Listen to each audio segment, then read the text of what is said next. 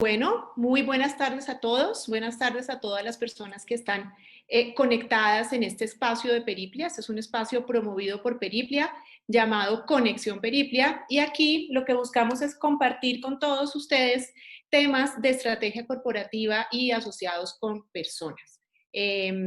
Para las personas que ya se han conectado en otros momentos, están, digamos, ya acostumbradas a todos los invitados especiales con los que hemos compartido últimamente, que nos han compartido pues distintos temas asociados con liderazgo en la organización, con comunicaciones, con estrategia de alineación corporativa, de qué más temas hemos tenido. Hemos tenido muchos temas, digamos, que ayudan desde las áreas de talento humano a entender y tener una visión mucho más amplia de la estrategia corporativa. El día de hoy nos acompaña Gustavo Pinzón, él es director de Proyecto Ítaca y nos va a hablar sobre el poder de People Analytics y la data en recursos humanos. Gustavo Pinzón es el director de Proyecto Ítaca, que es una empresa especializada en consultoría de transformación organizacional. Gustavo ha sido docente de la Universidad Javeriana, docente de la Universidad Jorge Tadeo Lozano y ha estado últimamente enfocado en hacer consultoría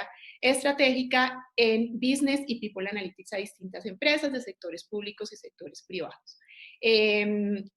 Las personas que ya nos han acompañado acá, pues ya saben que vamos a tener una conversación con Gustavo en la cual pues él nos va a exponer el tema que nos trae preparados para hoy y que durante la conversación ustedes pueden hacer sus preguntas a través del chat que encuentran en la pantalla de Zoom y en un momento dado pues detendremos un momentico para leer las preguntas y para que Gustavo nos conteste pues con todo su conocimiento y toda su experiencia. Les recordamos que Conexión Periplia es un espacio que estamos realizando quincenalmente. Nuestro próximo webinar será el 9 de septiembre y vamos a tener un invitado muy especial. Más adelante vamos a contar también con la presencia de Mario Plata, director de ACRIP, que nos va a contar un poco desde su perspectiva cómo están trabajando actualmente y en qué se están enfocando actualmente las áreas de talento humano. Entonces, pues Gustavo, bienvenido a este espacio. Muchísimas gracias por participar, muchísimas gracias por acompañarnos hoy en día y por compartir todo tu conocimiento sobre People Analytics en recursos humanos. Entonces, te dejo con el grupo. Tenemos un grupo bastante interesante de personas. Entonces, pues, este espacio es todo tuyo, Gus, y nada, más adelante te estaremos contando cuáles son las preguntas que tiene el público para hacerte. Entonces, adelante. Muchas gracias, Pilar. Creo que me están escuchando bien. Voy a compartir mi pantalla y vamos a arrancar a hablar hoy del poder del People Analytics. Espero que ya están viéndola. Si hay algún problema de que no la estén pudiendo ver, me avisan y retomamos. Pues nada, nos reunimos acá en los próximos probablemente 45 o 50 minutos con el ánimo de hablar de uno de los temas más relevantes que se están trabajando ahora mismo en la gestión del talento humano y es People Analytics. Y quiero hablar del poder de People Analytics y la data en recursos humanos. Y voy a enfocar mi presentación en 4 momentos. El primero, voy a hablar pues evidentemente de datos y vamos a echar mano de algunos datos que existen y que nos pueden dar una luz alrededor de lo relevante que puede ser el People Analytics. Luego vamos a hablar un poquito de cómo la estrategia de negocio y la transformación digital es como el gran marco de referencia de la analítica de datos, particularmente cuando hablamos de recursos humanos y de gente. Y por supuesto definiremos qué es exactamente People Analytics. Es el tercer bloque, donde entenderemos un poquito cómo es el modelo para poder aproximarse a un... Y al final vamos a mostrar algunos ejemplos de modelos de People Analytics en temas que sean relevantes y cómo esos tableros nos permiten realmente tomar buenas decisiones. Entonces, les iré contando a medida que vaya avanzando en qué bloque voy y así vamos un poco viendo cómo se va desarrollando esta presentación. Por supuesto, y arrancando, pues el agradecimiento a Conexión Periplia por invitarme a esta sesión del día de hoy. Sé que han pasado unas personas absolutamente increíbles y espectaculares, entonces me da mucho orgullo poder estar hoy en este espacio. Arranquemos con cifras. generales, como para hablar un poco de la transformación digital y de la innovación en el mundo. No sé si ustedes sabían, pero según la Organización Mundial de la Propiedad Intelectual, al menos en las cifras del 2018, cosa que es muy importante cuando hablamos de data, es definir muy bien dónde está la fuente y esa información que sea muy fidedigna. Justamente en 2018, Colombia hizo cerca de 2.500 requerimientos de patentes y tenía vigentes casi 7.400. A mí incluso esta cifra me sorprendió porque uno siempre piensa pues, que en Colombia pues, no se deberán generar muchas patentes ni hay demasiada innovación. Muchas innovaciones incluso son de colombianos en el exterior e incluso de patentes que hacen probablemente algunas universidades como la Universidad de Antioquia, la UIS, la Universidad Nacional. Es decir, pareciera que tenemos una cifra interesante de generación de innovaciones a través de este modelo de patentes. Esta página a la que hacemos referencia en la presentación, que es la Organización Mundial de Propiedad Intelectual, tiene una información maravillosa de cómo ha sido la historia de los países para que eso funcione. Los que han escuchado algunas presentaciones mías me han oído hablar de un país al que, digamos, le tengo mucho cariño y respeto en el sentido de la capacidad que tiene para innovar, que es Corea del Sur. Corea del Sur hace 60 años era una economía muy parecida a la colombiana.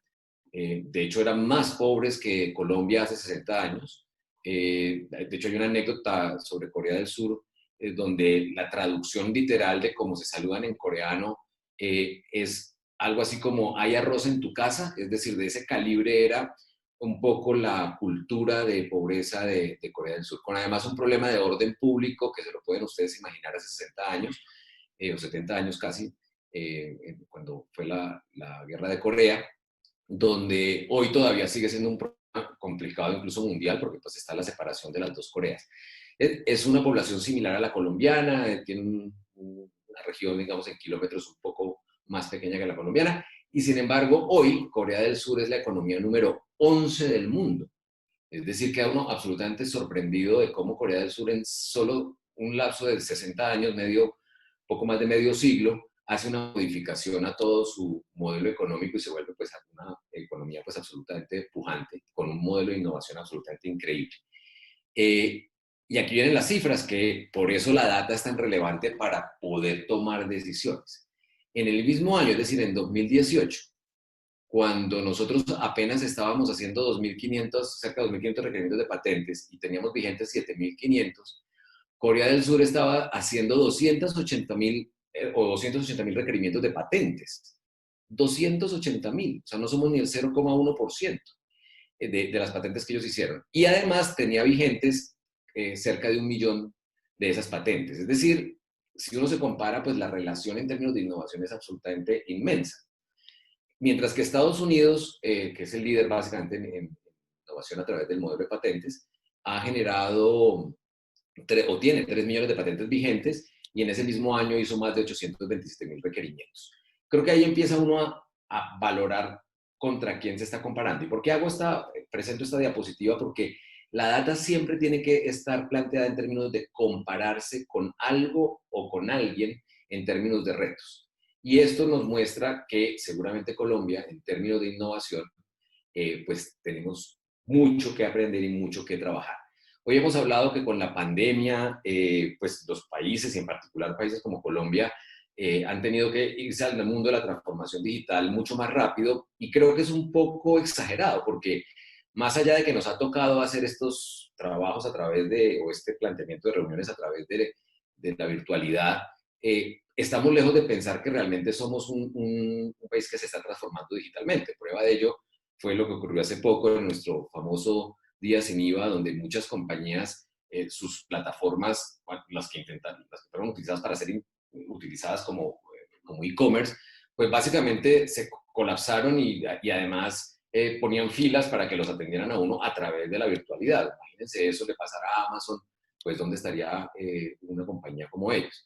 Quiere decir que nos falta mucho por trabajar y mucho por aprender. Y en particular, en analítica de datos y en analítica de datos para la gente, todavía nos falta mucho por aprender y mucho por hacer. Pero lo bueno de eso es que hay un espacio justamente para poder ir avanzando. Entonces, esta diapositiva siempre la planteo en mis presentaciones porque creo que es un referente en términos de innovación, pero sobre todo en términos de data y en términos de cómo de verdad tenemos muchas cosas que trabajar y aprender y seguramente ejecutar en los próximos años. Vayámonos con algunas cifras en este primer bloque de mi presentación. Sabemos que la productividad de los trabajadores en Colombia puede ser menor que la de otros países o mayor, no lo sabemos, pero según el Conference Board de 2016, en un estudio muy serio que hicieron, se hizo una relación de productividad entre países y particularmente Colombia no salió muy bien librada. Hablamos de que somos un cuarto de la productividad de los trabajadores en Estados Unidos. Alguien diría, bueno, pero es que trabajamos un cuarto de veces lo que trabajan los norteamericanos. La respuesta es no, probablemente en términos de trabajo incluso trabajamos más, pero en términos de eficiencia y de eficacia probablemente ahí es donde estamos fallando. Incluso si hiciéramos un cálculo con las cifras económicas, pues Colombia es un país que está como en el puesto 30 y pico de las economías mundiales en términos de tamaño, mientras Estados Unidos es la primera y probablemente somos unas 80 veces más pequeños que una economía como la norteamericana. En ese sentido, uno diría, miércoles, entonces probablemente la productividad de los trabajadores colombianos es incluso menor que la que estamos planteando acá. La pregunta es por qué no somos tan productivos y seguramente tiene que ver con un tema de eficacia, un tema de eficiencia y está asociado seguramente al hecho de que aún con trabajar mucho, nuestra capacidad de producir, de generar innovación, pues no es la mejor. Insisto, hay mucho por trabajar y se están haciendo muchas cosas interesantes. Tengo la fortuna de participar ahora en un proyecto con el Ministerio de TIC, que es definir el plan de fomento para que se puedan desarrollar soluciones tecnológicas para resolver asuntos públicos, por ejemplo. Eso es trabajar, pues obviamente, en esa visión de que esto empieza a mejorar y a que seamos mucho más eficaces y eficientes a través de buenos métodos, buenas metodologías, trabajar de manera ágil, etcétera, etcétera, para poder lograr pues resolver esta problemática de productividad. Otras cifras sueltas y ya nos empezamos a meter en el mundo de analítica de la gente. Quiero que vean la fecha de la fuente de esta diapositiva. La fuente de esta diapositiva es básicamente Davenport, Harris & Shapiro, 2010, estoy hablando de hace 10 años. Y quiero que vean que hace 10 años Davenport, que es como el líder de Business Analytics en el mundo, y pueden buscar mucha bibliografía alrededor de Davenport, es sorprendente cómo ya desde ese momento compañías como Best Buy en los Estados Unidos empezó a encontrar un relacionamiento en la data entre las personas y sus ingresos. Encontraron que el mejoramiento del compromiso de sus empleados, apenas del 0,1%, si hubiese una modificación del 0,1% en el impacto de cómo sus empleados están comprometidos, inmediatamente se prevé que puede haber un impacto en plata, en dinero de $100,000 por año. Y esa es la razón por la que Best Buy desde hace 10 años ya no hace las famosas encuestas de clima organizacional anualmente como las hacemos nosotros o cada 2 años, como las hacemos normalmente en los países latinoamericanos, sino que Best Buy dijo, esto hay que hacer una medición casi que permanente. Al menos se hace cada 3 meses y cuando encuentran algún cambio particular en alguno de sus tiendas, empiezan a hacer mediciones o pulsos, lo llaman ellos, empiezan a medir ese pulso incluso mensualmente. Y eso es muy relevante porque si ellos pueden prever que esto va a ocurrir, si actúan a tiempo, pueden seguramente revertir ese problema. Cifras como de empresas tan grandotas como Google, donde ya tienen una absoluta claridad de que evidentemente alguien que trabaja en Google, si no recibe una promoción en 4 años, la probabilidad de que se vaya es altísima. Y entonces estamos hablando de la rotación, que es uno de los problemas incluso más serios, particularmente para recursos humanos en las empresas, y es la rotación de sus recursos. Obviamente estoy hablando de la rotación no deseada, porque también algunas compañías les interesa mucho estar generando o trayendo nuevas generaciones, en cuyo caso hay una rotación deseada. Pero en este caso particular, poder prever esto con información pues es muy, muy interesante. La buena noticia, o no sé si mala, es que en 2018 las empresas a nivel mundial que empezaron a usar modelos predictivos de recursos humanos fue del 34%. Es decir, hay un 66% de empresas que probablemente en 2018 todavía no habían empezado a usar modelos predictivos para talento humano. Es decir, que incluso Latinoamérica tiene un indicador incluso un poco menos bueno.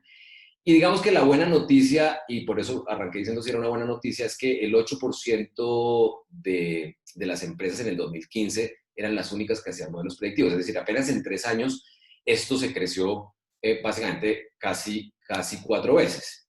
En ese sentido, uno espera que las compañías, y ojalá en 2019 y 2020 apenas revisemos los estudios del año pasado que todavía no han salido,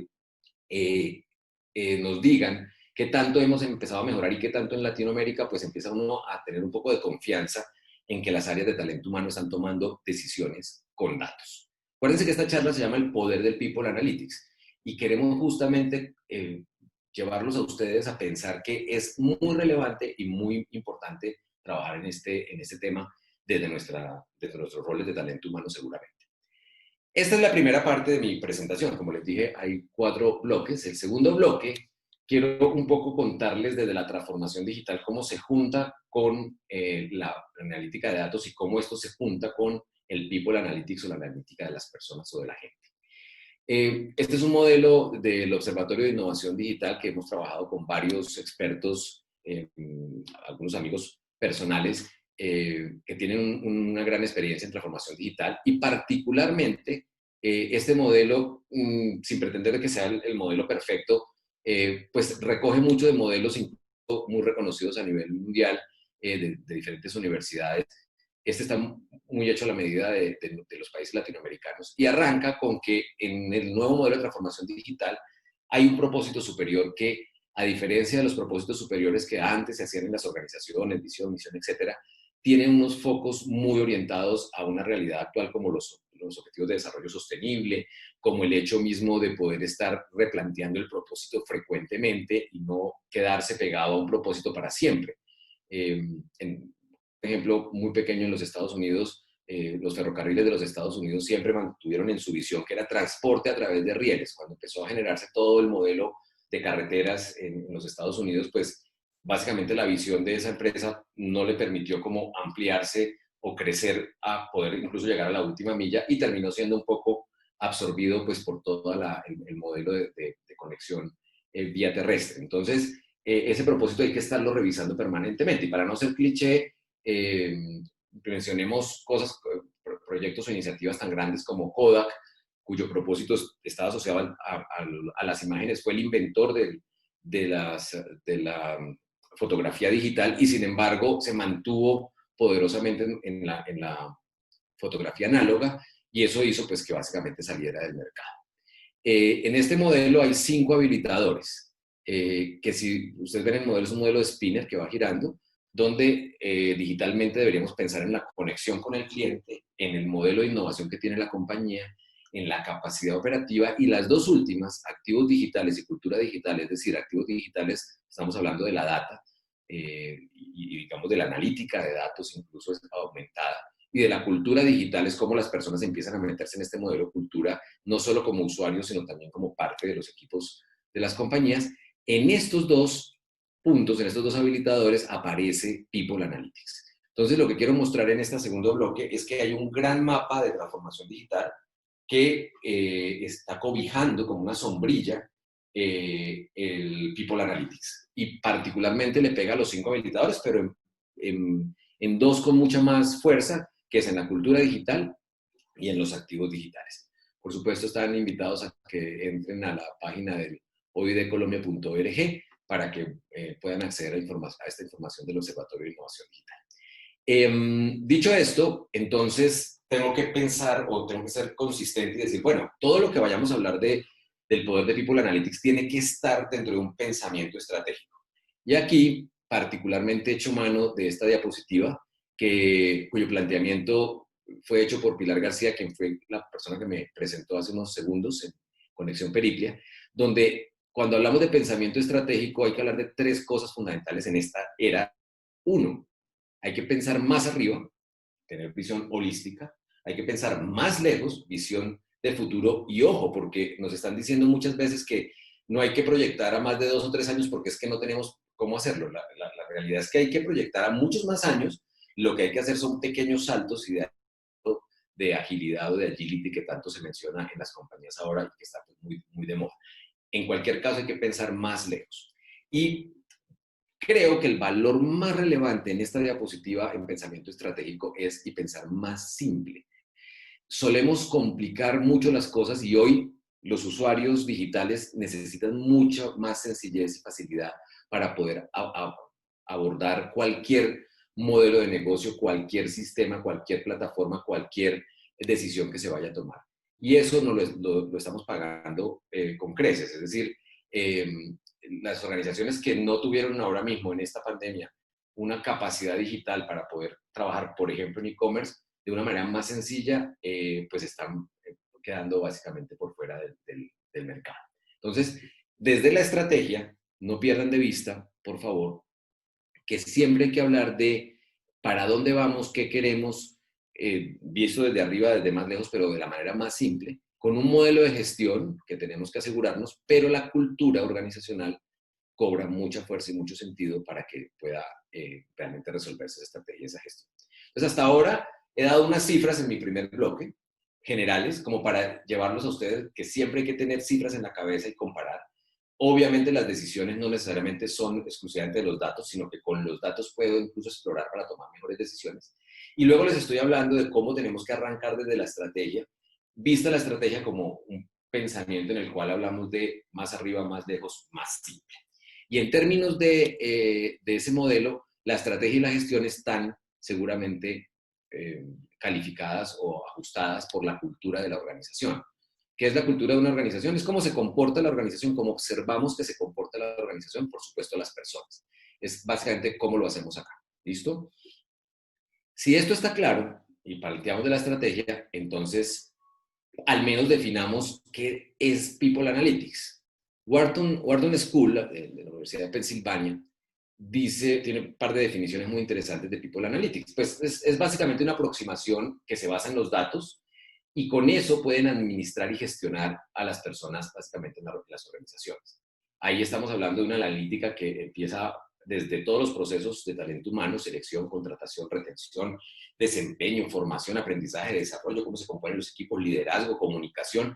Y, por supuesto, es una aproximación un poco más rigurosa a un modelo que normalmente antes era más blando. Es decir, desde el punto de vista de talento humano, como somos personas, pues nos cuesta mucho un poco llevar esto como a datos exactos y a precisiones exactas. Sin embargo, lo que está hablando el modelo de People Analytics de Wharton School, lo que está diciendo es que efectivamente se puede hacer un poco más riguroso. Y otra lectura es que el People Analytics es un campo donde con posibilidades tecnológicas, con disponibilidad de información, que antes era impensable saber los datos detallados hasta de qué pensamos, qué comemos, a dónde vamos, cómo nos organizamos, incluso para ir a un paseo. Yo tenía hace poco una reunión con el Ministerio de Comercio que estamos ayudándoles a hacer un trabajo justamente de People Analytics en compañía de uno de nuestros partners que es GP Strategy, y con ellos encontrábamos unas posibilidades absolutamente enormes en términos de poder identificar las personas con el uso de su tarjeta de crédito, qué han comprado, dónde han comprado, cuándo lo han hecho, en qué épocas, y con eso poder empezar a plantearse o resolver preguntas de turismo. Y uno dice, pero ¿cómo junta uno una cosa con la otra? Eso es lo que hace hoy la disponibilidad de la información y el poder de procesamiento que tenemos en este momento. Por supuesto, empezar a reconocer que sí hay diferencias en el desempeño de las personas y que hay sesgos seguramente en esa medición y que probablemente hay que entender el verdadero valor de las personas. Y aquí lo digo porque los recursos humanos como la salud, en el equivalente a la salud en el ser humano y las personas en las organizaciones, no hay gerente o general o CEO que diga que la gente no es lo más importante. Sin embargo, cuando se toman decisiones, termina siendo probablemente en lo último en que se piensa. Porque probablemente en esta pandemia ustedes habrán escuchado de muchas compañías que han tenido que tomar decisiones absolutamente drásticas para poder sobrevivir. No estoy diciendo que estén mal tomadas, sino que probablemente no se piensa el fin, el mecanismo, uno de los fines de ese propósito superior. Entonces, si esto es People Analytics, les quiero compartir modelo de un paso a paso que tiene 8 pasos, incluso 9 porque arranca desde un punto cero, donde con esto empezamos realmente a construir nuestros modelos de People Analytics en nuestra organización. Entonces arranquemos, los vamos a contar. Aquí ya empieza, digamos, mi tercer bloque. Entonces ya llevamos el primero, mucha información. El segundo, cómo desde la estrategia nos empezamos a mover al People Analytics y entenderlo. Este tercer bloque, que es cómo es nuestro modelo para hacer People Analytics. Y el cuarto al que vamos a llegar es algunos ejemplos de algunos tableros donde podemos generar algún tipo de información de este calibre. Entonces voy a pasar por los pasos. El paso cero, identificar elementos de la estrategia de negocio, de la gestión y la cultura. Lo acabé de mencionar con nuestro triángulo de ver más arriba, ver más lejos y ver más simple. Ahí se definirá o se planteará cómo es la estrategia de este negocio y este negocio cómo, o este propósito superior, cómo empieza a permear en la gestión y en la cultura de la organización. Insisto, si no hay claridad en la estrategia de negocio, podemos identificar cualquier modelo de People Analytics y es irrelevante para tomar ninguna decisión. El primer punto, una vez uno ha identificado estos elementos, es hay que tener claridad en los retos de negocio. Y el problema ahorita en esta era digital es que los retos de negocio cambian, empiezan a modificarse. Ahora sí voy a dar un ejemplo un poco cliché. Los señores de Rappi, que creo que todos hoy escuchamos con mucha atención todo su crecimiento y potencial desde que nació hace cerca de unos 4 años, y cómo incluso ahorita en esta pandemia pues se han vuelto uno de nuestros, probablemente de nuestros proveedores más importantes con todo lo que tiene que ver con pues los domicilios y el poder tener las cosas en casa. No sé si lo sabían, pero alguien pensaría que si Rappi es una compañía que está cuantificada o valorada en más de $1.000 millones, como uno de los primeros unicornios en Colombia, uno pensaría que es una de las compañías más grandes del país. Pues quiero decirle que no está ni siquiera entre las 500 empresas más grandes del país, está de número 800. El año pasado, Rappi vendió 200.000 millones de pesos, que no es una cifra despreciable, pues está de lejos comparada pues con empresas del calibre de Ecopetrol, que es la compañía más grande, de Terpel, que es la segunda, de EPM, que es la tercera, del Éxito, que es como la cuarta, de Avianca, de las 10 o 15 compañías más grandes del país. Está de 800, pero no contento con eso, Rappi vendió 200.000 millones, pero perdió 300.000. Entonces uno dice, Dios mío, pero ¿cómo así una compañía que pierde? ¿Cómo puede estar valorada de esa manera? Porque justamente hay gente que está viendo el más lejos de esta compañía y está encontrando que su reto de negocio no es hacer domicilios. El reto de negocio de Rappi probablemente está asociado a la data, a poder convertirse incluso en un modelo financiero donde a través de su plataforma se vuelva la billetera de los colombianos o de los países donde ellos están. Entonces, esos retos de negocio en la era digital hay que estarlos revisando todo el tiempo y en las áreas de talento humano tienen que estar muy pendientes de que estos retos están ajustándose y midiéndose y cambiando, ¿sí? Y si no fuese de esa manera, pues probablemente nuestras empresas desaparecerían. Aquí nos vamos al segundo paso. El segundo paso es, ya tengo los retos, entonces establezcamos unas preguntas vitales. Pero ahora ya no hagamos preguntas simplemente de diagnóstico, hagamos preguntas que nos permitan predecir e incluso prescribir. Si logramos que esas preguntas nos lleven a ese futuro, pues nuestro triángulo de más arriba, más lejos y más simple empieza a funcionar maravillosamente. Aquí les vamos a compartir, a los que no la conocen, una herramienta metodológica que tuvimos la fortuna de inventarnos, que se llama Periple 12 Square, que ya les vamos a contar de qué se trata. Fíjense que ahí aparecen estos 3 primeros grises. Es, oiga, identifique la estrategia, identifique los retos, identifique las preguntas vitales. Ahora los verdes nos empiezan a decir, venga, arme su mapa conceptual de indicadores. Eso no hay que dejarlo de lado. Pero ahora plantee y modele los datos, pero más chévere todavía. No solo modele los datos, sino que seguramente va a encontrar datos donde antes era impensable encontrarlos. La Big Data. Entonces, el famoso Big Data es que podemos tener información que puede estar en cualquier parte y que puedo traerla de cualquier parte. Insisto, el ejemplo del Ministerio de Comercio. Si yo soy capaz de poder tener una Big Data de la información, por ejemplo, del uso de tarjetas de crédito en todos los sitios del país, en todas las épocas, en todos los momentos, por persona, por grupos de personas, por sociodemográfico, por etcétera, etcétera, imagínense la capacidad que yo tengo para poder conocer o saber lo que está ocurriendo.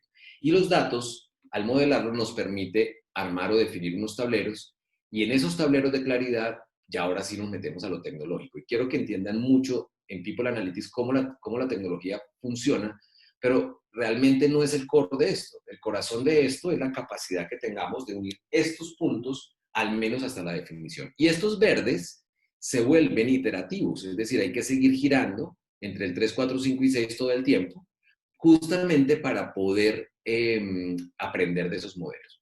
Por supuesto, después de tener esos tableros armados, pues ya empieza uno a transformar los datos en conocimiento, y ese conocimiento le permite a uno lo más importante del modelo para la gente de talento humano: tomar decisiones, tanto estratégicas como tácticas como operativas.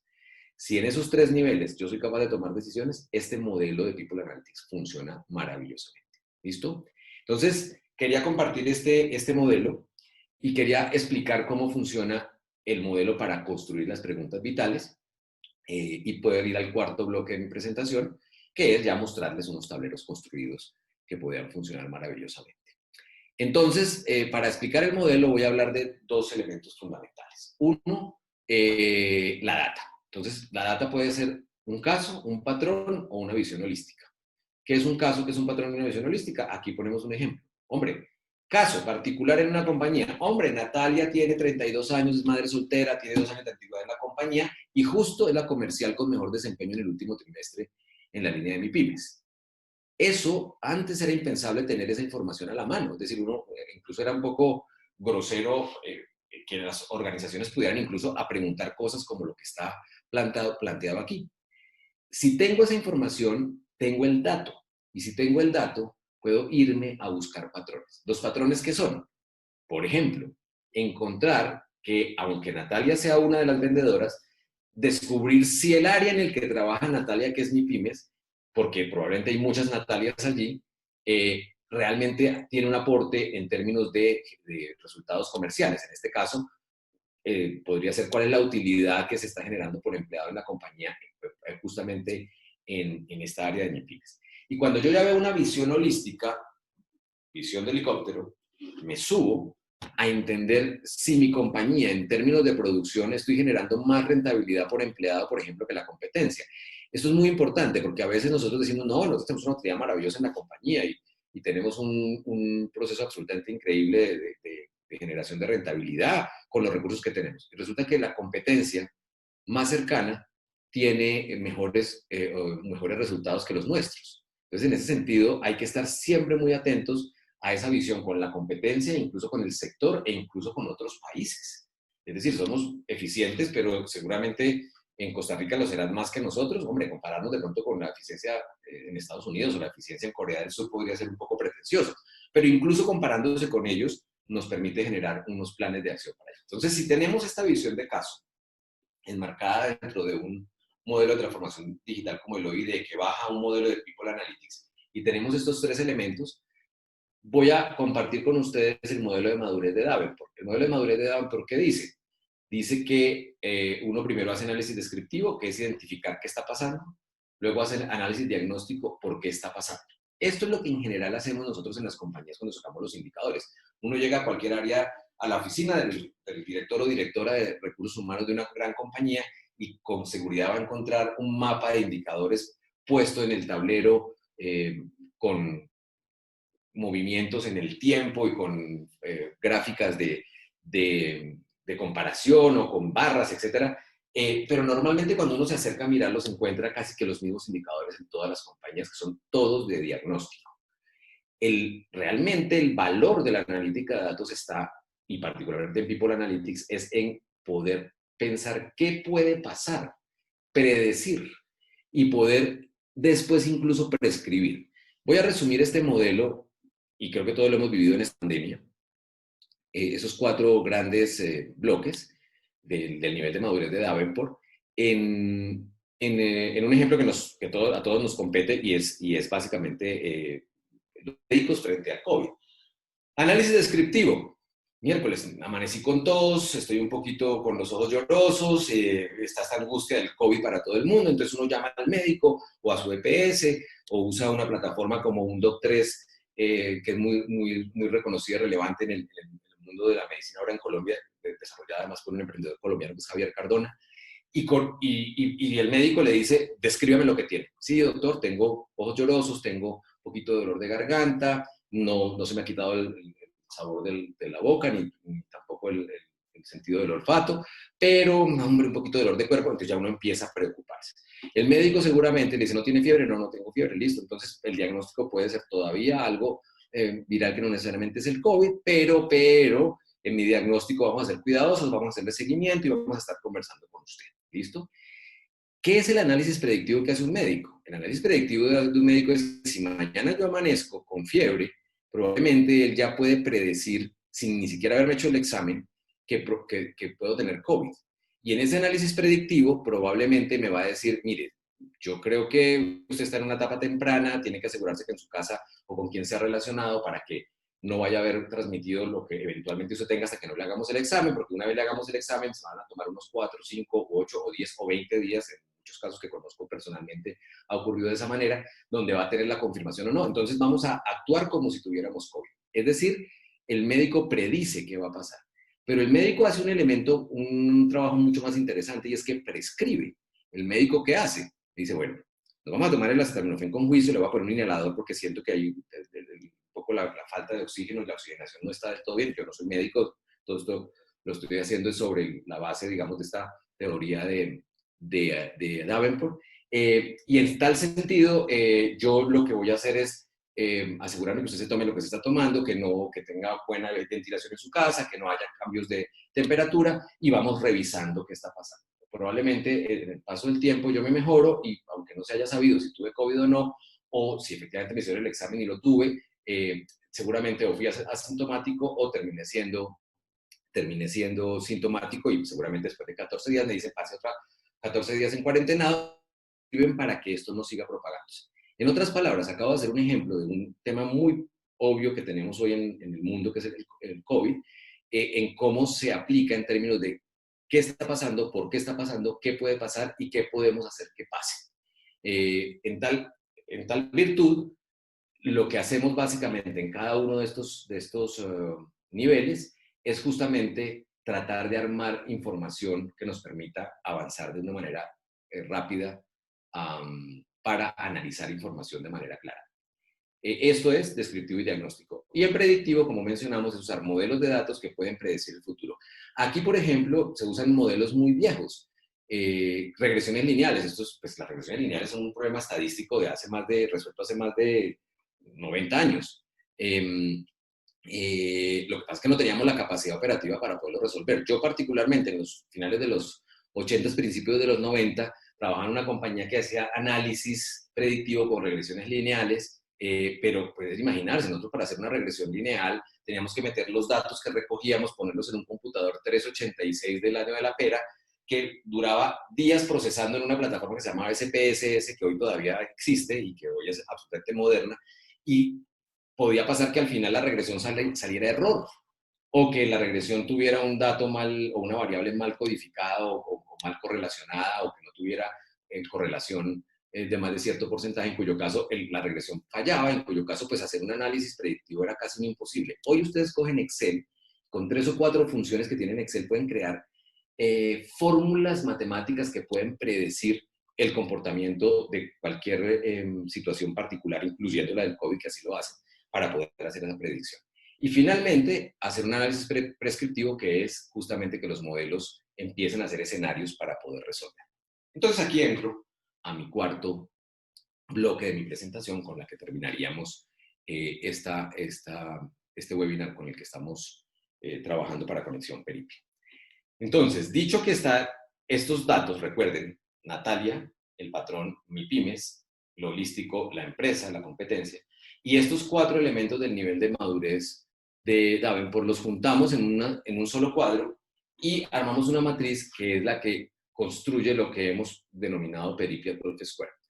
Este análisis lo que hace es llevarnos por la visión del caso, la visión del patrón y la visión holística, y por el análisis descriptivo, diagnóstico, predictivo y prescriptivo, a desarrollar preguntas inteligentes, que es el tercer paso de nuestra metodología de People Analytics.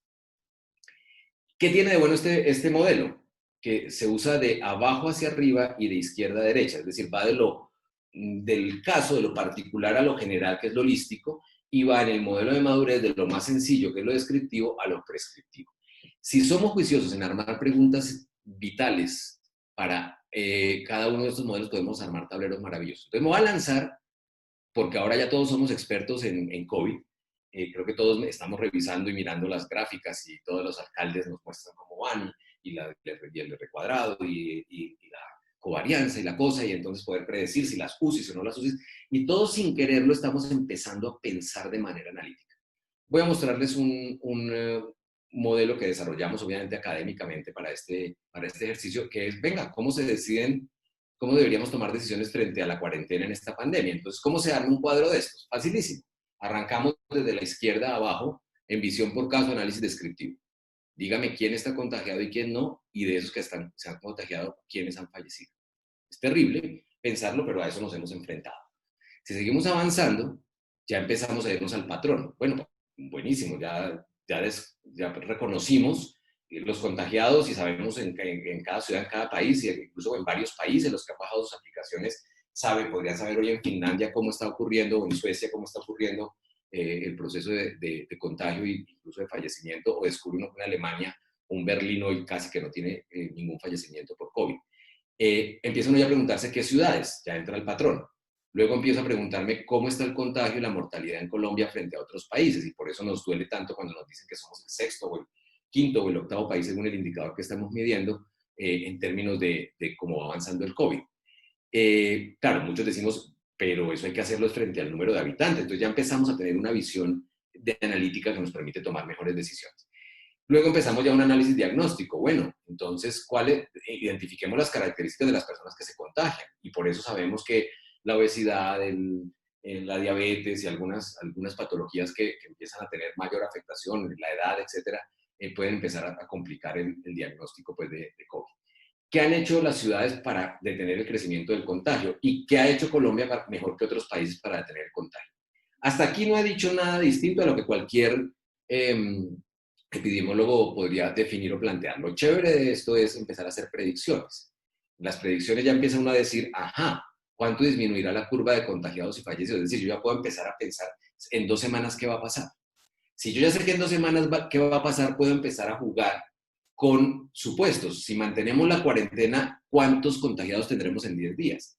Pero con estas decisiones, ¿cómo nos estamos comparando contra otros países? Y en el prescriptivo todavía es más fuerte. Si mantengo la cuarentena de una manera o de otra, ¿cuántos contagiados evitaré? Si hago la cuarentena inteligente, ¿cuántos contagiados estuviera frente a una cuarentena total? Si hago cuarentena inteligente, ¿será mejor que Estados Unidos o será mejor que Brasil o será mejor que Alemania? Y ahí empezamos a tener el mapa conceptual. Y fíjense que aquí yo no he hecho todavía ni siquiera el primer indicador. Solo estoy planteando las preguntas. Pero si podemos resolver todas las preguntas, tendremos toda la información posible alrededor del COVID para tomar las mejores decisiones. Como un caso que todos conocemos,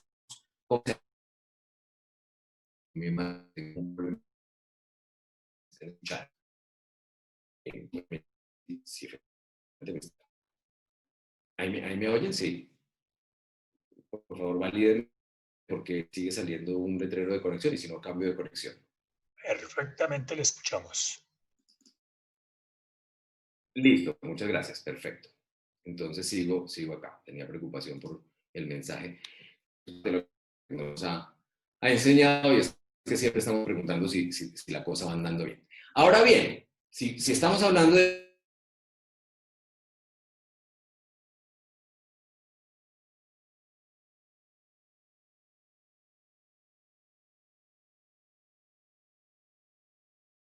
¿me oye? Perfectamente. Sí, escuchando bien. Perfecto, es que tú Sí. hay un lapsus y se vio que había una problemática. Entonces vuelvo otra vez sobre la pantalla y quiero que me digas si están viendo la pantalla. Todavía no. Listo, ya la comparto nuevamente porque sí hubo un pequeño lapsus aquí tecnológico. Siempre ocurre, así que no se preocupen, ya estamos acostumbrados a que ocurre. ¿Ahora la están viendo? Sí, ya. Perfecto. Ya en mi cuarto bloque, ya en mis últimas diapositivas, no se preocupen, vamos a lograr llegar al tiempo de los 50 a 55 minutos. Entonces ya empezamos a medir nuestro tablero pensando en People Analytics. Por supuesto, cuando hablo de People Analytics, si hablamos del COVID, pues no hay otra cosa más People Analytics que el COVID. Estamos hablando de la gente y del impacto en las personas, pero en particular dentro de las empresas. Por ejemplo, este es un tablero de cómo mejoro yo el desempeño de nuestra gente en los próximos 3 años. Y empiezo a hacer buenas preguntas descriptivas desde, bueno, sé cómo le fue en desempeño a las personas el año pasado. ¿Cuáles son las características de las personas que tuvieron mejor desempeño? ¿Cómo fue ese cambio año por año? ¿Cómo fue mi desempeño y mi tendencia frente a otras compañías del sector? Ahí estamos viendo caso, patrón y holístico. Ahora, el diagnóstico es más chévere. ¿Cuáles son las competencias del mejor desempeño del último año? Imagínense uno poder decir, claro, es que los que se desempeñaron mejor tienen estas competencias de liderazgo, de comunicación, de servicio al cliente, de transparencia, etcétera. Y empezamos a entender cómo es nuestro modelo de competencias y cómo debería ser. ¿Cómo son las competencias de las personas que tuvieron mejora o desmejora? ¿Por qué desmejoraron unos y por qué mejoraron otros? Y empezar ya incluso a hacer algunas correlaciones entre resultado de clima, salario, competencias con el cambio de resultado del desempeño. Y en el predictivo es, bueno, no solamente quiero saber cómo me fue, sino qué va a pasar el año entrante. ¿Cómo nuestra área comercial en este caso podría lograr las metas de ventas dentro de este modelo de desempeño de manera predictiva? Si yo logro aportarle, digamos, al resultado de mis objetivos organizacionales, ¿en qué medida lo puedo estar haciendo? E imagínense, en este caso, el prescriptivo. Estamos ya empezando a identificar si el área en el que está Natalia, si de verdad el clima organizacional de su área, como el caso de Best Buy, tiene alguna incidencia en el desempeño de Natalia. ¿Qué pasa si las competencias las mejoro y en qué porcentaje para que el desempeño funcione? Incluso, ¿qué relación tiene esto con el modelo de política salarial para mejorar las competencias? Imagínense solo con este tablero que pudiéramos responderlo con información que tendríamos a la mano de nuestros sistemas de información de talento humano e incluso de otros sistemas a los que nos juntemos, como el comercial o como incluso información de la competencia. Imagínense uno poder encontrar estas correlaciones para hacer las vueltas de tuerca donde se tengan que hacer con las personas para que haya la mejora requerida en desempeño para la organización. Eso sería básicamente el cambio estructural en nuestra gestión de talento humano. En vez de estar pendientes de si, que evidentemente hay que estarlo, de si la nómina se pagó a tiempo y dar por hecho que eso funciona, o que si me llegó el recibo de los días que estuve de vacaciones, o si o si cuando no puedo ir por una incapacidad médica, entonces puedo manejar. Buenísimo. Pero si no llevo esto a un modelo donde yo pueda empezar a tomar decisiones para que le peguen a la estrategia de negocio, a la gestión y a la cultura y al propósito superior, gestión humana empieza a perder esa posibilidad de ser realmente un área estratégica y simplemente ser un área operativa que lleva básicamente la parte administrativa de la compañía. En ese sentido, esta información hoy ya está a la mano, ya hay sistemas que recogen esta información. El mismo Periplia, quienes nos invitaron a este espacio, tienen la capacidad de capturar esa información, pero lo podemos. Quedan 2 diapositivas. ¿Qué pasa si mi fuerza comercial tenemos dudas respecto al reto de ventas? Aquí ya nos metimos a una pregunta de negocio, y es cómo mi fuerza comercial va a resolver el reto de ventas en los próximos años. Imagínense la maravilla si podemos empezar a preguntar desde lo descriptivo hasta lo prescriptivo, quién fue el mejor vendedor, el mejor desempeño, cómo fue el resultado de clima frente a los resultados de ventas, frente a la competencia, y empezar a hacer preguntas ya de diagnóstico mucho más interesantes, como qué relación hay entre el resultado de clima y las ventas de los últimos años. Incluso en el predictivo es plantearse si Natalia se va a ir en un año, no la va a robar la competencia, o preguntarse si el equipo que tenemos ahora, con las competencias que tiene ahora, realmente mejorará las metas el año siguiente, o si hay rotación, en cuánto tiempo la competencia se va a llevar a los comerciales. Pero imagínense el prescriptivo. ¿Qué pasa si hacemos un trabajo de formación en cierto tema y en cierto modelo de salario para poder retener a Natalia? ¿O qué pasa si logro que el área comercial pueda superar las ventas justamente porque podemos encontrar elementos de relación en términos de clima, en términos de salario para que funcione? ¿O qué pasa si al mejorar las competencias yo realmente crea que eso me va a ayudar a tener una mejor participación en el mercado? Y esto es lo que se vuelve el People Analytics. Si recuerdan la definición de Wharton School, en la Universidad de Pensilvania, lo que dice es echar mano de los datos para tomar decisiones adecuadas en talento humano. Ahora, ¿esto cómo se lleva a los indicadores? Porque pues muy bonito el tablero, pero ¿y ahora cómo se pintan los indicadores? Pues hombre, empieza uno a trabajar, por ejemplo, en un indicador básico como rotación no deseada o permanencia deseada, en cuyo caso empieza uno a trabajar por patrón y por caso, a tener la información sociodemográfica por empleado, por razón de salida, por grupos, área, regional, por empresa, lo hace semestral, anual, por variables sociodemográficas. Toda esta información hoy es absolutamente factible tenerla en una compañía. Pero lo valioso de la predicción es encontrar con qué variables me correlaciono. En este caso, para los tableros que acabamos de pintar, pues cómo me relaciono con la evaluación 360, cómo me relaciono con el clima organizacional, cómo me relaciono con los resultados de desempeño, cómo se relaciona esta rotación con los resultados de equidad y de competitividad salarial, incluso con las acciones de formación. Y si empiezan a encontrar estas correlaciones, que insisto, hoy no es un problema estadístico complejo, en Excel se resuelve en segundos. ¿Sí? Se hace bien el mapa de información y se le puede hacer una predicción de una correlación si no tiene suficiente información. Y si tuviéramos estas relaciones, todas las preguntas anteriores podrían ser respondidas. Todas sin excepción. Solo con tener un mapa que se enfoque en toda la información de caso, de patrón y holística de la primera base de la matriz y luego cómo se correlaciona con otras variables que seguramente también tendremos en la organización. Este es el modelo de madurez que yo creo que va más allá de Business Analytics y de People Analytics.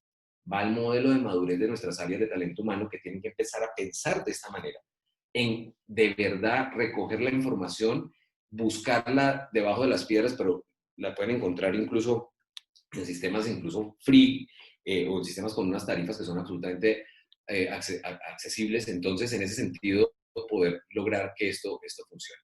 Llevarlo ya a un tablero es una tarea un poco más gráfica, más de storytelling, más de visual, que seguramente uno conseguirá, pero lo que es muy simpático es que las compañías terminan contratando a los que hacen estos tableros y se les olvida todo lo demás de aquí hacia atrás. Para poner un ejemplo en este tablero, un tablero de claridad que revisa las competencias frente al desempeño y que son hacer preguntas a estos tableros como ¿qué pasa? ¿Cómo están modificadas las competencias o cómo han cambiado las competencias, por ejemplo, de las personas que han tenido un rol deficiente? Y uno puede empezar a encontrar acá que probablemente las competencias de liderazgo, de trabajo en equipo podrían estar fallando. Entonces empieza uno a trabajar en esas líneas, no en las que uno intuye o cree que puede ser, o porque tiene un ejemplo puntual de un área donde está fallando, entonces cree que ya toda la compañía tiene que ser llevada a ese nivel. Entonces alguien dice, no, es que aquí el problema es trabajo en equipo, y hagámosles cursos de trabajo en equipo. Claro, le hace cursos de trabajo en equipo y no sabemos si eso mejoró o no mejoró, si no generamos la medición permanente y estos tableros. Por supuesto, nosotros hicimos un caso muy bonito de cómo nos ha ido en home office, en trabajo en casa, y lo comparamos incluso contra un trabajo también que hicimos de manera general, no solamente dentro de la compañía, sino fuera de la compañía, a través de Internet, y poder entender cómo lo estamos haciendo y en qué tenemos que mejorar. Y esto está a la vuelta de la esquina. Esto es People Analytics, es poder tomar buenas decisiones, y me voy a devolver en el modelo de People Analytics, tomar muy buenas decisiones porque tenemos buenos tableros de claridad que fueron desarrollados porque alguien pensó de verdad en que había una data de dónde cogerla, porque se inventó un modelo de indicadores adecuado, porque fue capaz de desarrollar unas preguntas vitales a través de un modelo, por ejemplo, el de Periblia 12 Square, que fue construido probablemente porque definimos unos retos adecuados y porque esos retos responden a la estrategia. Ese ciclo virtuoso, llevado otra vez de izquierda a derecha, derecha a izquierda, hace efectivamente que el People Analytics sea una herramienta para los responsables de talento humano de las organizaciones para tomar mejores decisiones. Esta era mi presentación. Eran mis 4 bloques, la resumo muy rápidamente. Siempre hay cifras de las cuales hay que hablar, desde las patentes hasta cómo Best Buy o Google toman decisiones con su gente. Luego hablamos del modelo de transformación digital como una sombrilla y el pensamiento estratégico del triángulo helicóptero, piense lejos, piense simple. y luego lo bajamos a un modelo de People Analytics que tiene 8 pasos, realmente 9 con el 0, que es identificar esa estrategia, e ir caminando en ese círculo virtuoso desde los retos, desde las preguntas vitales, para construir los indicadores y las variables, para definir la data, para definir tableros de claridad, para desarrollarlos, para generar conocimiento, tomar decisiones y que el ciclo vuelva a funcionar para que esos modelos se vayan actualizando y nosotros, como responsables de talento humano, podamos tomar las mejores decisiones. Y el tercer bloque era cómo funcionaba ese tablero de las 12 casillas, con preguntas vitales, con un ejemplo muy sencillo de el COVID, pero con 2 ejemplos reales de talento humano, para llegar a lo que se denomina la graficación, si me permiten la palabra, de unos tableros que nos permitan tomar mejores decisiones. Eso era People Analytics, el poder que tiene en las organizaciones y cómo la data se vuelve fundamental para que gestión humana pueda tomar las mejores decisiones. Muchas gracias y por supuesto quedo abierto si hay alguna duda o pregunta. Voy a dejar de compartir. Si quieres... Gustavo, muchísimas gracias por esta presentación. Yo creo que nos has hecho un camino sobre cómo pasar desde la estrategia a pasar a preguntas inteligentes, retos de talento humano y cómo llegar a unos tableros de claridad que nos ayuden a resolver los temas más importantes de las personas. Estamos en este momento invitando a todas las personas que participan a que nos hagan sus preguntas, a que aprovechemos este espacio que nos queda, estos minutos que nos quedan con Gustavo, para hacer las preguntas, para pedirle como aclaraciones en lo que encuentren ustedes necesario para un poquito entender y tener mejor visión sobre este tema de People Analytics en las organizaciones. Entonces, los invitamos a que a través del chat nos hagan llegar sus preguntas para hacérselas llegar a Gustavo.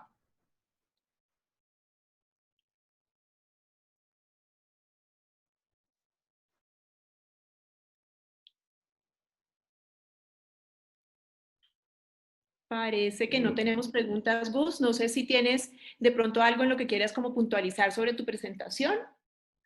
Sí, digamos que viendo el chat, digamos, hay personas que han mencionado pues que realmente es de su interés.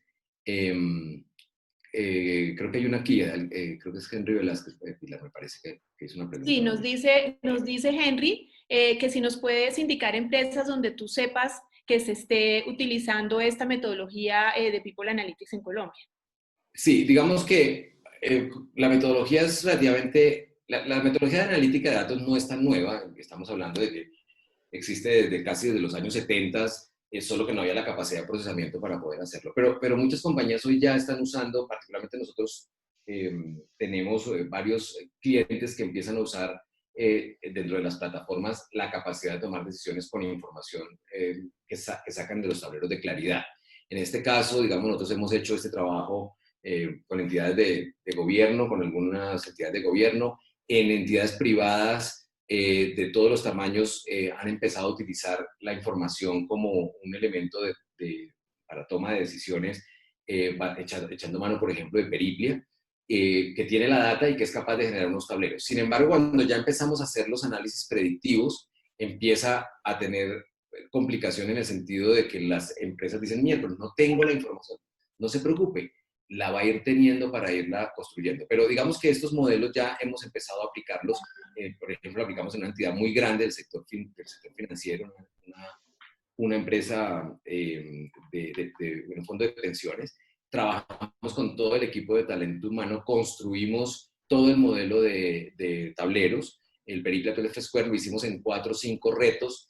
Incluso invitamos a la reunión de este grupo de talento humano a sus cabezas directivas, al director de innovación, obviamente al responsable de talento humano, pero también a los responsables incluso de tecnología, para que validaran esos retos y sobre esos retos se construyeron los tableros. Es decir, esto ya está usándose y funcionando. De hecho, este año vamos a empezar el segundo ciclo con esta misma organización. Esto es uno de los fondos de pensiones más grandes del país y ya lo están haciendo con Peripla PLF Square, por ejemplo. Entonces, lo que quiero decirle a Henry es hay muchas empresas que, aunque no lo llamen Peripla PLF Square, en algunos casos ya lo empezaron a usar. Otros están en un nivel de madurez donde están apenas capturando los tableros de claridad de diagnóstico, pero ya hay compañías que están empezando a trabajar con Peripia 12 Square justamente para poder hacer estos análisis predictivos y prescriptivos. Creo que eso podría responder la pregunta de Henry. Tenemos, Gustavo, otra pregunta de Felipe Rojas, donde pregunta al ritmo que se avanza en el tema, ¿qué nos espera para el 2030 en People Analytics? 2030, estamos hablando de 10 años. Yo mismo digo que la visión de pensamiento estratégico a futuro es pensar lejos, pensar más arriba, y sin embargo una pregunta 2030 es durísima, pero yo les digo, miren, es tal la cantidad de información que está funcionando a través de las redes, la capacidad que tienen las organizaciones de capturar información y sobre todo de nosotros como personas naturales de siempre ponerle OK cuando nos preguntan que si pueden usar nuestros datos, que yo te digo que en 2030 van a saber incluso, y hay que leer, por ejemplo, los libros de Homo Deus, que lo tengo por aquí a la mano en mi biblioteca, donde se habla un poco de hasta dónde va a poderse predecir incluso si yo como empleado me voy a deprimir o no. O sea, de ese calibre es lo que va a pasar, y eso suena ciencia ficción, pero no lo es. ¿Por qué? Porque si tú en la base de información de los datos que tienes de tu organización, pero de tus redes sociales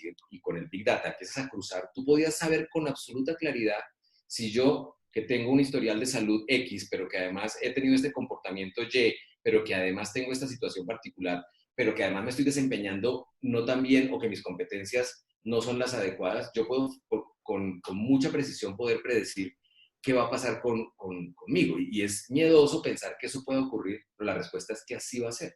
Así va a ser, no me cabe duda. Hoy todas las empresas, cada vez que ustedes entran a Netflix, a Amazon, a HBO para hablar de entretenimiento, los operadores de telefonía celular, la base de información que hay allí tienen tal cantidad de datos y tal cantidad de información que ni siquiera han podido procesar hoy, que su procesamiento nos va a permitir juntar eso con los desempeños de nuestras organizaciones y con los resultados de nuestras organizaciones. Obviamente, como en los cómics, pues todo gran poder tiene una gran responsabilidad. Si ese poder se usa de manera adecuada, seguramente podríamos resolver cosas absolutamente increíbles. Si lo usamos de mala manera, como ha ocurrido, por ejemplo, con la predicción que se hace de las votaciones, que ya se hace hoy de cómo la gente se va a comportar para votar por un partido o por otro, y cómo pueden incluso hacer cosas para que la gente cambie de parecer. A punta de analítica de datos, el futuro que nos espera, Felipe, en 2030 es una gran cantidad de información para tomar, ojalá, buenas decisiones. Yo soy un convencido y muy positivo, muy optimista de que esas decisiones van a ser las adecuadas y van a ser para mejorar el bienestar de las personas y para hacer crecimiento económico en los próximos 10 años. Ojalá sea así. Tenemos una última pregunta de Angélica Mateus. Angélica pregunta, ¿cuáles serían los procesos ideales o más sencillos para empezar un proceso de People Analytics? Yo creo que lo más importante es empezar a capturar la data. Es como un proceso muy básico, y es que a veces no tenemos ni siquiera la data a la mano para tomar las mejores decisiones. Y no tiene que ser una data muy sofisticada, puede ser en Excel, puede ser en plataformas como el mismo Periplia, que tiene esa capacidad para capturar información de las personas, de los salarios, del desempeño, del clima organizacional. Por supuesto, toma un tiempo mientras va generando una base de información que te pueda ir generando o poblando esa información para tomar decisiones. Pero lo más importante para arrancar un buen proceso, empecemos a hacer las preguntas. Empecemos a hacer las preguntas. Cojamos los 4 grandes procesos de talento humano, que es alinear, qué tan alineada está la gente. Y sobre la alineación preguntemos cosas que nos permitan empezar a tomar mejores decisiones sobre qué debemos hacer para alinearlas. ¿Qué pasa con el desarrollo de las personas? Para hablar de un segundo proceso. Entonces, cojamos en el desarrollo de las personas y hagámonos preguntas, y resolveremos algunas, otras seguramente no, y esas las dejaremos listas para resolver en 1 año o en 2, pero al menos resolvamos las primeras. Con que tengamos descriptivo y diagnóstico, yo me daría por bien servido. Ahora, con que tengamos una respuesta a una predictiva, sería fundamentalmente un avance enorme para una organización. Pero yo me iría por los procesos de talento humano básicos, captura de información y análisis de los primeros tableros. Construya los tableros, y si tiene claro los tableros, hacia allá vas a ir caminando, Angélica, para poder avanzar. Tenemos otra pregunta y es si Periplia como software as a service puede ayudar a hacer People Analytics o de qué manera lo puede ayudar. Sin duda, digamos que Periplia y en general cualquier plataforma que tenga la capacidad de capturar información de los procesos de talento humano, pues es el primer paso para People Analytics. Hoy mismo Periplia, por ejemplo, solo con la data que ya podría tener, empieza a generar modelos de relación, por ejemplo, entre lo que pasó el año pasado y lo que pasó este. Solo hacer la comparación de 2 años es suficiente, o de 2 procesos, o de 2 ciclos de competencias, o de 2 ciclos de desempeño, o de 2 ciclos de clima organizacional. Solo hacer esa comparación inmediatamente te va a permitir tomar mejores decisiones. Es decir, que Periplia como SAS sin duda lo tiene y lo podría hacer. Ahora, que de ahí pueda desprender incluso preguntas descriptivas o incluso preguntas prescriptivas, pues todavía mejor si lográramos hacer esos modelos que son relativamente fáciles de hacer, no son particularmente complejos. Yo particularmente tengo un modelito que hice muy sencillo de predicción de COVID y pues obviamente es absolutamente académico, pero yo lo reviso periódicamente a ver qué tan bien está y no me desfaso demasiado con las fórmulas de regresión, pueden funcionar. Entonces yo les digo, usen plataformas para capturar la data. Periplia es una de ellas que lo hace muy fácil, muy rápido, muy simple, y con base en eso den los giros de tuerca que haya que hacer para hacer las buenas preguntas. Y sobre eso, al menos hagan las descriptivas y diagnósticas. Y si hacen una predictiva, ese es el mejor avance que ustedes podrían tener seguramente.